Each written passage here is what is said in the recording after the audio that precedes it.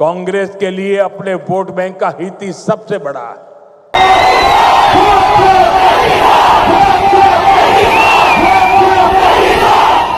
आज कांग्रेस देश विरोधियों की, घुसपैठियों की भी बहुत बड़ी रक्षक बन चुकी है।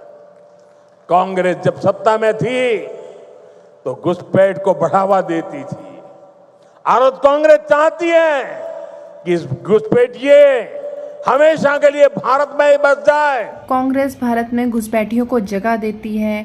कांग्रेस कांग्रेस कांग्रेस की माला जपने वाले महामानव साहब, वो देती हो जगह या ना देती हो, लेकिन आपने तो घुसपैठियों के ठेकेदार शेख हसीना को, जिसके खिलाफ अरेस्ट वारंट निकला हुआ है, उसको जगह दे रखी है भारत के अंदर।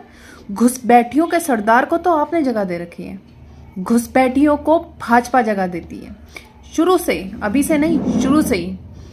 और बात रही पाकिस्तान के ISI को आपने यहाँ जांच करने के लिए बुलाया था, तो घुसपैठियों का समर्थन आप करते हैं। अभी चाइना आके गए थे ना, हाथ मिला रहे थे, और एक खबर भी आई थी, चाइना के जो प्रेसिडेंट है शी जिनपिंग जी, उन्होंने आपको एक गाड़ी गिफ्ट करी है।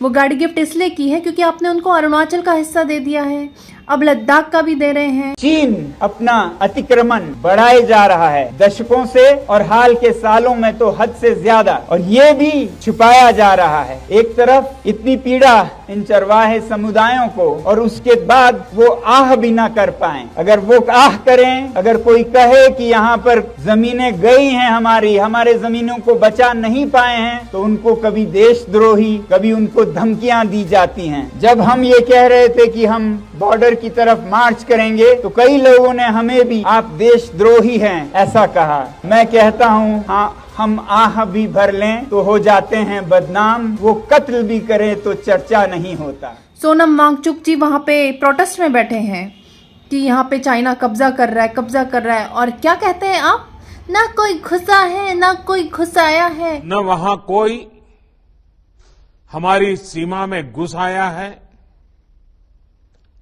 न ही कोई घुसा हुआ है।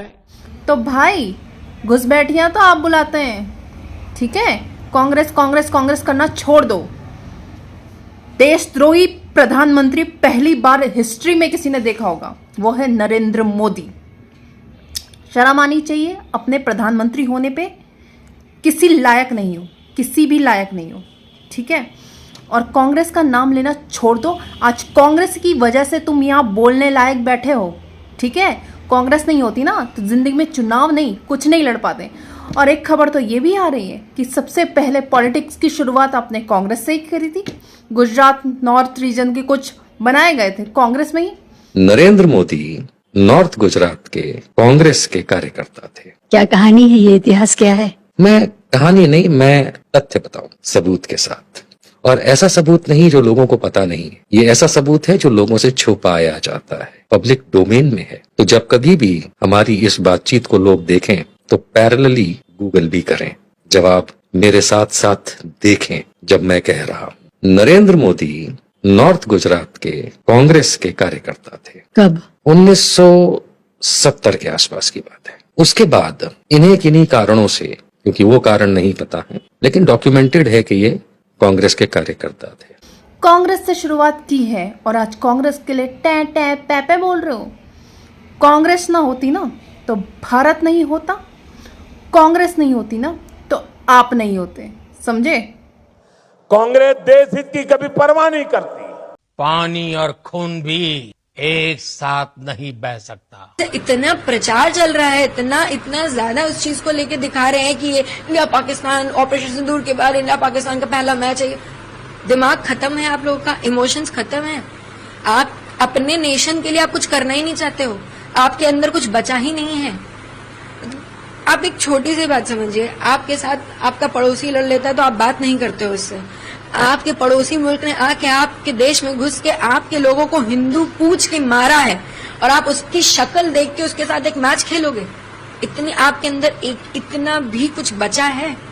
मर चुके, आंख का पानी खत्म है, इन लोगों का कुछ नहीं बचा है।